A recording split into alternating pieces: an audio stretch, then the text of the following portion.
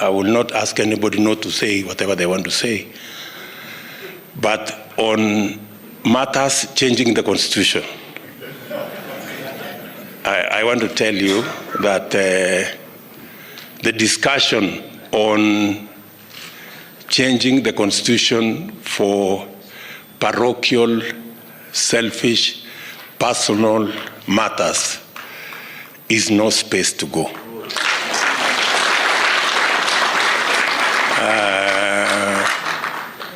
I want to be very clear that as president, I will not participate in mutilating the constitution for purposes of serving selfish, personal, parochial interests. The same way we opposed BBI.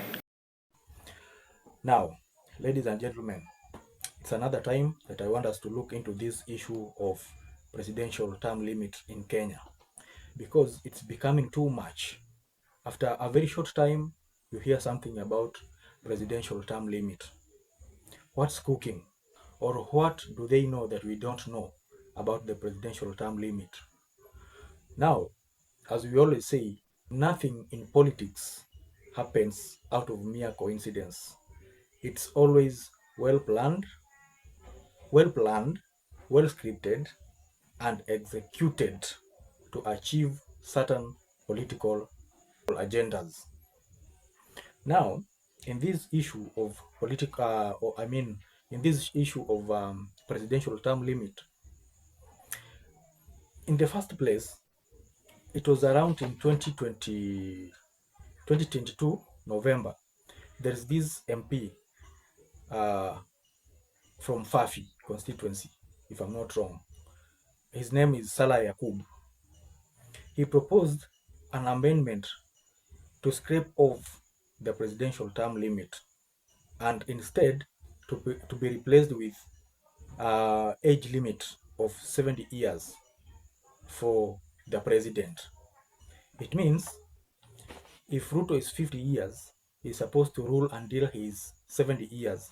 That's when he'll be ineligible to vie again for that office. After that, there was a function in West Pokot County where the president, William Ruto, attended that function. It was opening of a cement factory in West Pokot. And the owner of that factory, that is Narendra Raval, proposed that President Ruto is supposed to rule for 25 years because he had given him a conducive environment to do his business. So he was asking if the president can be left to rule for 25 years. Rais yetu iko hapa na iko na furaha. Liko anashindwa na hiyo weather, lakini mzee kushajaribu sababu ya nini kukuja hapa hata na barabara.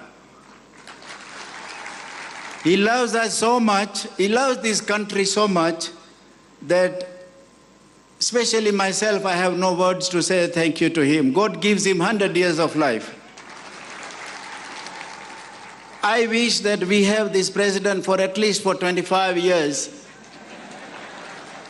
Mali angini iko miaka mingi sana. So if we have this ichi tabadlisha. Can that be a coincidence that Fafi MP had proposed, and then Narendra Raval also talking about the same thing of 25 years? And again, it came Nandi County Senator, that is Samson Cherargei, raised the same issue again of presidential term limit being moved from 5 years to 7 years.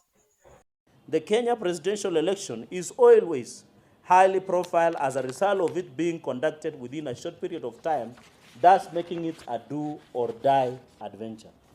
The continuous campaign mood in the country has been occasioned by the perception that elections are held within the short period of 5 years.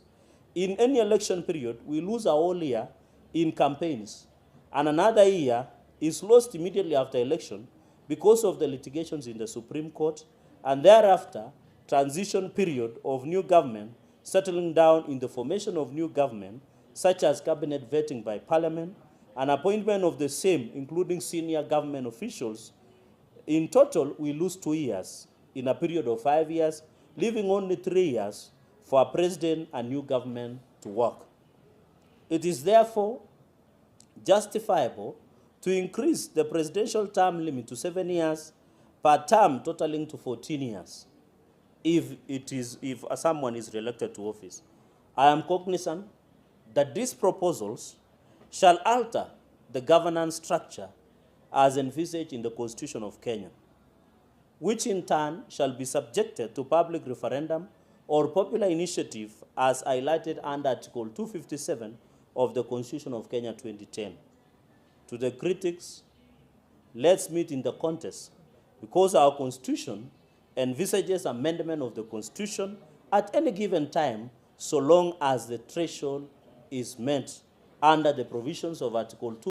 It attracted a lot of backlash from Kenyans, and he was forced to shelve it.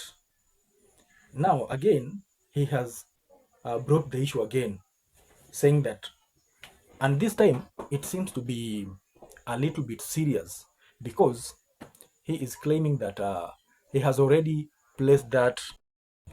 This time round, it seems that it's a little bit more serious, because it's included in the new bill, in the new proposed bill of year 2024.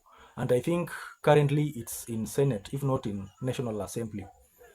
And I see, I predict it will sail through. But we have Kiambu Senator who had a contrary opinion, whereby he said he is proposing the term limit to be reduced to 4 years. Even Kimani Ichung'wah, the majority leader, has told Senator Cherargei that that bill is dead on arrival. So we don't know. I don't know if this thing is going to sail through, but 70% it will sail through, because at first the government was just testing waters to see the reaction from Kenyans, and this time round, because it's now like 3 to 4 times, this is the 4th time if I'm not wrong, and I think it's going to sail through. So be prepared for Ruto's rule of 14 years, not 10, but 14 years. Bye bye for now, and please subscribe to our channel, like our videos, and if you have time, please share with your friends. Bye bye for now.